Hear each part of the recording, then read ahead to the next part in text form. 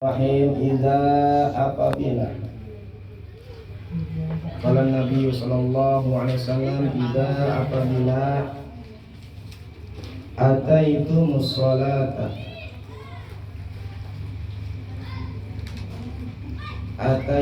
sholata kalian mendatangi sholat.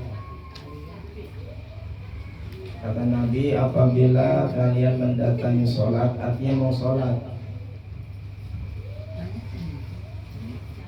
Fa'alaikum, maka mestilah kalian bisakinati, berjalan dengan tenang. Jadi ketika apabila kalian mendatangi sholat, artinya sholat mau berjamaah gitu. Sholat mau berjamaah, maka mestilah kalian berjalan dengan tenang. Jangan terburu-buru, jangan tergesa-gesa. Jalannya santai aja. Fama adraktum, maka rakaat yang kalian jumpai, fasallu, maka lakukanlah.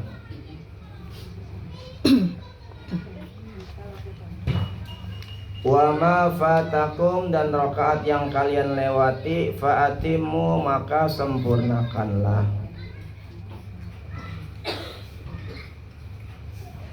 Jadi kalau kita datangin sholat dalam keadaan tenang, kalau kita jalan tuh mau sholat jamaah tenang kita.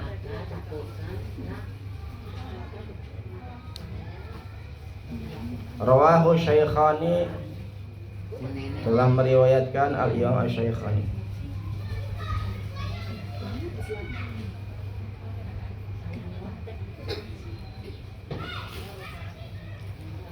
Hadis ke-53. Idza ahabba, idza apabila, ahabba mencintai Allahu Allah, apabila mencintai Allah abdan seorang hamba, ibtalahu, maka dia memberinya cobaan.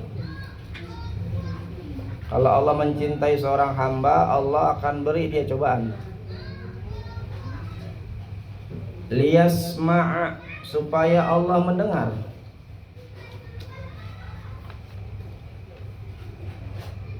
Tadarru'ahu, rintihan meminta kepadanya. Jadi Allah itu mencintai seorang hamba. Apabila Allah mencintai seorang hamba, Allah uji hamba tersebut supaya Allah mendengar daripada rintihan hamba tersebut minta kepada Allah. Jadi kalau ada orang hamba nih, orang beriman, orang soleh, orang-orang yang abror gitu, itu biasanya diuji sama Allah Subhanahu wa taala, baik diuji ekonomi, diuji keluarga, diuji pasangan, diuji tetangga, diuji tempat kerja, semua diuji. Biar apa? Allah senang tuh dengan rengekkan orang-orang yang hamba tersebut taat pada Allah Subhanahu wa taala. Kita lagi susah nih, misalkan lagi gak punya duit nih, puyeng gak punya duit. Kita ibadah rajin, ngaji rajin, sholat rajin, puasa rajin, gak punya duit, kan puyeng ya? Puyeng gak bu? Puyeng, lagi sakit misalkan, punya duit, ya ibadahnya rajin. Malam-malam kita sholat tahajud nangis, ngerengek, ya Allah ini gini amat nih hidup kan gitu. Tuh Allah senang tuh merengekkan kita, senang. Allah senang merengekkan kita. Tapi kalau kita susah nih, nggak punya duit apa, ngerengek sama manusia kayak begitu, ngerengek, bukannya senang manusia, jember. Orang ngerengek semua kita yang juga gitu. Kalau sama orang begitu, kalau sama Allah mah enggak. Allah tuh senang tuh dengan mengingatkan kita. Maka kalau misalkan kita lagi susah itu ngerengek di malam hari, kita bermunajat doa sama Allah di malam hari, itu Allah senang tuh merengekkan kita. Udah lama kata Allah, udah lama saya nggak ngedenger rengekan si Fulan tuh, nangisan si Fulan, udah lama itu. Saking enaknya mungkin, nah saya uji nih, biar dia itu ngerengek. Kayak anak kecil tuh, kadang kita senang tuh kalau misalkan anak itu misalkan dia nangis tuh, cuman nggak lama-lama, ya kan? Siapa lihat bocah nih, ya nangis gitu. Nggak dikasih kue apa atau kasih coklat apa, senang ngerengek gitu ya, minta itu senang. Begitu juga seorang hamba kalau ngerengek sama Allah, itu Allah senang. Apalagi rengekannya tersebut di waktu malam, minta sama Allah. Dan waktu malam kan luar biasa, waktu yang mustajab, apalagi sepertiga malam terakhir. Itu segala pintu-pintu doa dibuka, segala keinginan kita malaikat dibuka itu, ayo doa.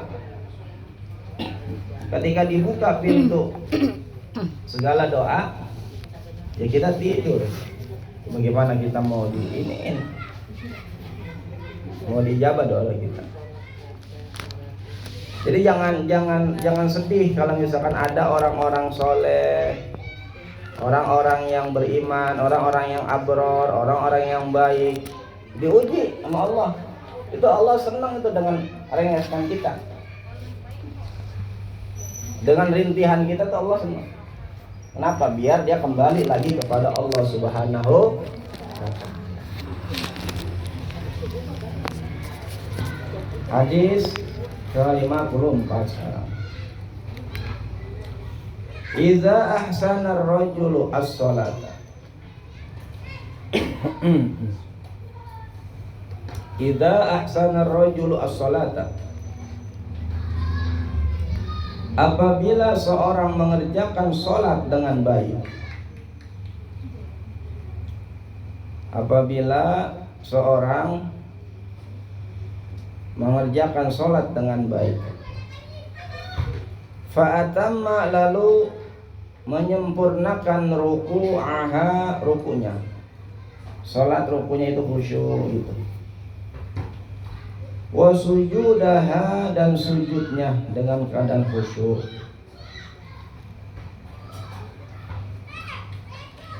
Qalatis sholatu, maka berkata salat tersebut.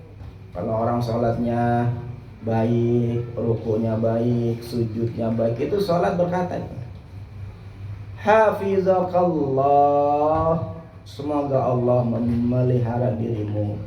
Kalau salat itu, semoga Allah memelihara dirimu.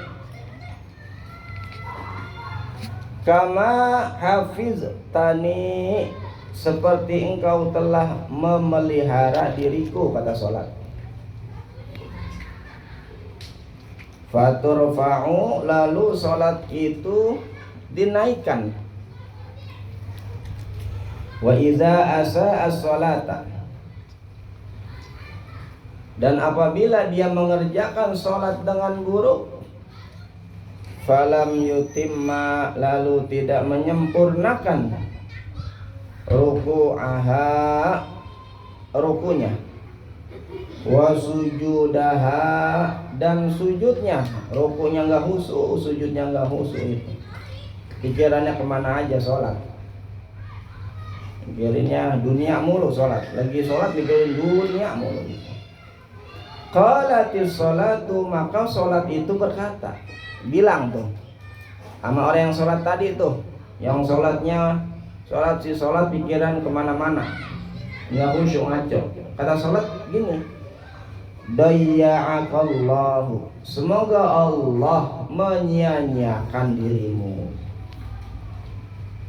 Maka sholat mah kudu tenang, sholat mah kudu tenang, kudu khusyuk, kudu baik sholat mah. Jangan sholat cepok bentar langsung kelar gitu. Harus khusyuk sholat mah, harus baik sholat mah. Jangan kayak kejar setan sholat mah. makanya dikejar-kejar utang. Sholat mah santai, pelan.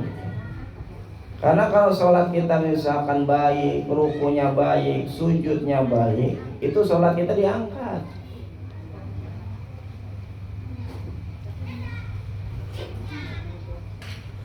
Kama dhayya'tani, seperti kau telah menyia-nyiakan aku. Fatulaffu, maka sholat itu digulung. Sholatnya digulung tuh. Orang yang sholat kayak tadi itu.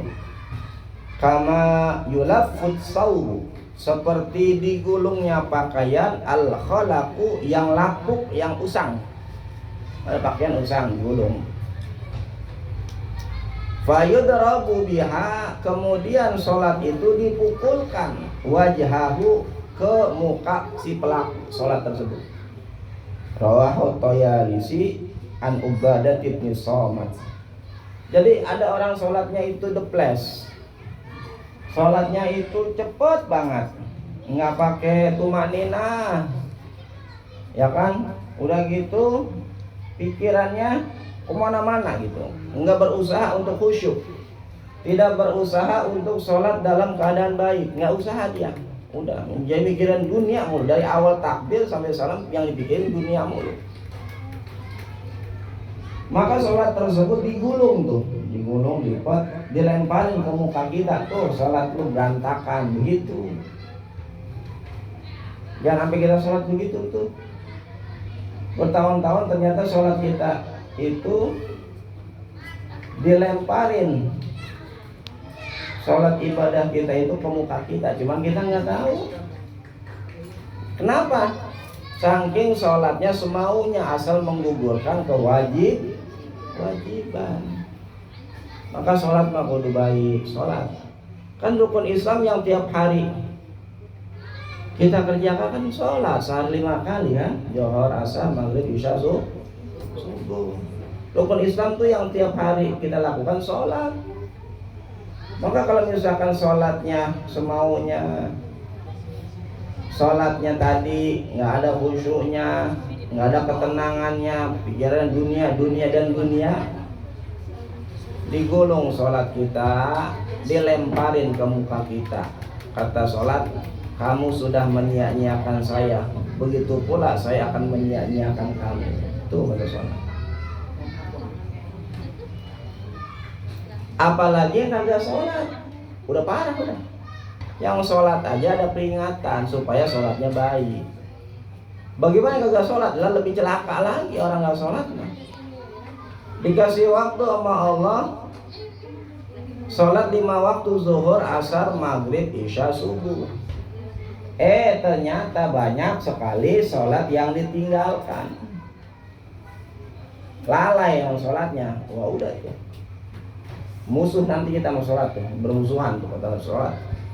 Belum ada lagi hidup jarang sholat, bilang kan, jangan sholat. Maka sholat jangan ditinggal. Apapun keadaan kita, apapun situasi kita, yang namanya sholat mah jangan ditinggal. Anak kita ajarin tuh, Bu, anak kita ajarin. Jangan sampai anak kita itu dia nggak mau sholat atau suka meninggalkan sholat, ajarin. Tuh anak kalau misalkan dari kecil nggak diajarin disiplin sholat sehari semalam 5 waktu, udah gedenya bablas terus begitu. Jadi pendidikan yang supaya memperkuat ingatan dia lagi kecil, ajarin kedisiplinan anak kita, sholat 5 waktu. Jangan sampai bocah nggak sholat diantepin aja, jangan. Oh dia masih kecil, udah SMP, dia masih sekolah, udah SMA, sholat subuh siangan mulu, nggak pernah sholat. Kadang sholat, kadang enggak. Zuhur sholat, asar enggak, maghrib sholat, isya enggak, subuh apalagi misalnya. Ajarin anak kita. Anak saya mau biar Ustaz orang ngaji, sholatnya bagus. Suami saya Ustaz sholatnya nggak beres. Ingetin apa-apa. Kalau sholat Pak, jangan ditinggali sholat. Idza azanal muazzinu, Idza azana, apabila telah dikumandangkan azan. Al muazzinu, oleh muazzin, tukang ajan. Yaumal jumu'ati, pada hari Jumat.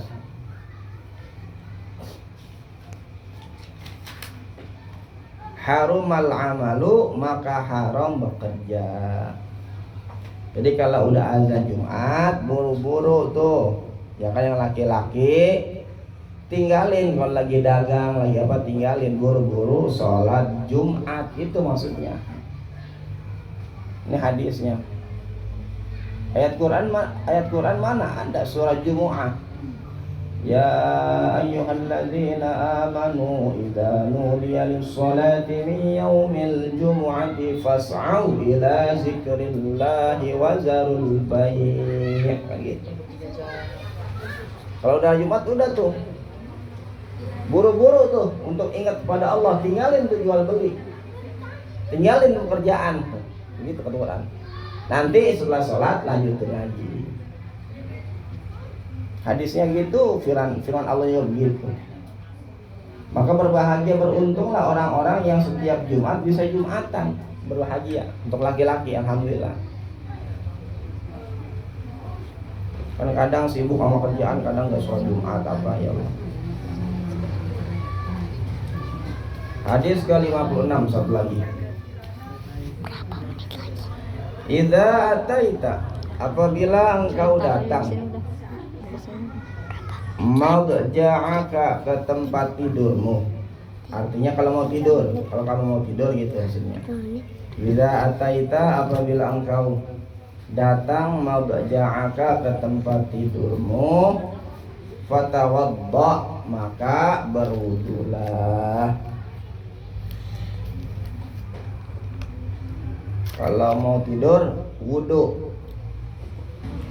Wudu aka seperti wudumu lissolati, untuk melakukan sholat. Bu kalau mau tidur wudu nggak bu? Kadang. Iya.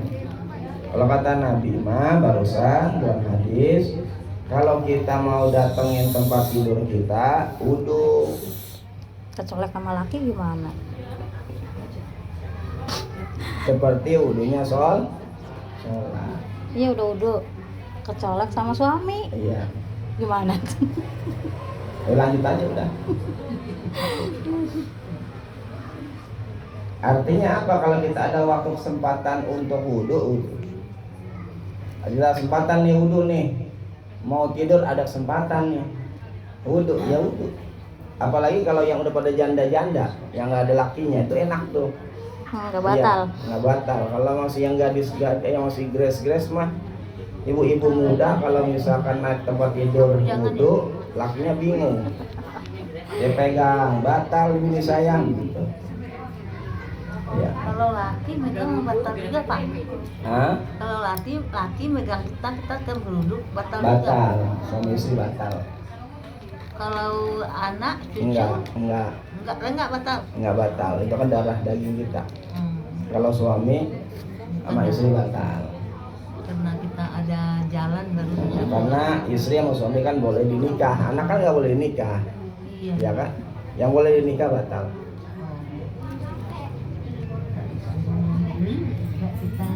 Summa datoji, kemudian berbaringlah.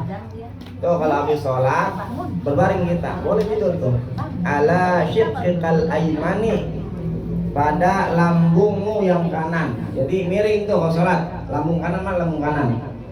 Jangan celentang tengkurap, jangan celentang tengkurap, jangan. Jadi sunnahnya itu kita tidur itu ada di lambung kanan, miring di lambung kanan. Gini berarti. Tuh, gitu. Tapi kalau misalkan tidur sama suami walaupun miring, jangan saling tungging-tunggingan. Ya, pantat-pantat ya aja. Enggak lah. Kalau sama suami kalau lagi tidur, wah kanan sama-sama kanan. Yang satu kanan satu kiri ya berbalik ya. Tapi kalau kanan-kanan enggak kan? Ya. arah kanan, jangan kiri, kanan. Summakul, kemudian bacalah doa. Allahumma, ya Allah, aslamtu, aku serahkan wajhi, diriku, ilaika, kepadamu. Tuh, kalau mau tidur tuh, kalau mau tidur nyerah, serahkan diri kita pada Allah. Kalau kita kan Allahumma, Allah, Bismika. oh iya, Allahumma laka. Bismika Allahumma ya, bismika. Oh, banyak hadisnya, banyak. Iya. Bismika Allahumma ya, bismika amut kita. Kalau di sini Allahumma aslamtu, ya Allah, aku serahkan wajhi, diriku, ilaika, kepadamu ya Allah. Berserah diri udah. Karena ada orang tidur nggak bangun lagi, Bu. Udah terus tidur terus, mati kan, ada kan? Dia tidur, aku tidur kok nggak bangun, ternyata tidurnya itu tidur selamanya, kan mati ada. Lah kalau kita tidur atau mati, kalau kita nggak bacaan doa, ya repot lah. Maka kata Nabi baca. Wa fawwadtu, dan aku serahkan amri, urusanku, ilaika, kepadamu ya Allah. Kita kan banyak urusan tuh, ya kan? Kita ini lagi melek nih, Bu, banyak urusan nggak, Bu? Banyak. Jadi urusan kita ketika mau tidur serahin sama Allah. Ini ada urusan nggak kelar, ya Allah, saya tidur baca ini. Pas bangun tidur tahu urusannya kelar. Gitu. Alhamdulillah. Iya, alhamdulillah. Iya benar. Lah kalau diijabah, ya Allah. Iya. Ya Allah, puyeng amat nih, biasa bayar utang. Duit belum kelihatan. Ini kan urusan kan? Iya. Masih tidur baca ini. Tahu-taunya pas bangun tidur ada yang ngasih duit. Nah, kan gitu. Utang saya kebayar lunas. Iya. Lunas utang saya jadinya. Lunas. Seneng buat nenek. Iyalah. Kenapa nggak mungkin baca makanya? Iya. Kan urusan kita ada yang kita melek itu masih di pending. Urusan kita nih belum kelar ada. Pas udah tidur, tahu-tahu bangun, urusan kita kelar, kan seneng banget kan? Iya. Iya, seneng. Urusan ya Allah, tadi mah melek urusan kok nggak kelar-kelar. Pas udah saya tidur, saya bangun, urusan kelar. Alhamdulillah. Jadi urusannya dilawan di Tidur. enak. Tidurnya di ibadah. Baca doa dulu. Wa alja'tu, dan aku mohon perlindungan, zahri, diriku, ilaika, kepadamu. Aku mohon perlindungan ya Allah. Aku mohon perlindungan diriku kepadamu ya Allah. Raghbatan, dengan mengharapkan, wa rahbatan, dan menginginkan, ilaika, pahala darimu, la malja'a, tiada tempat untuk berlindung,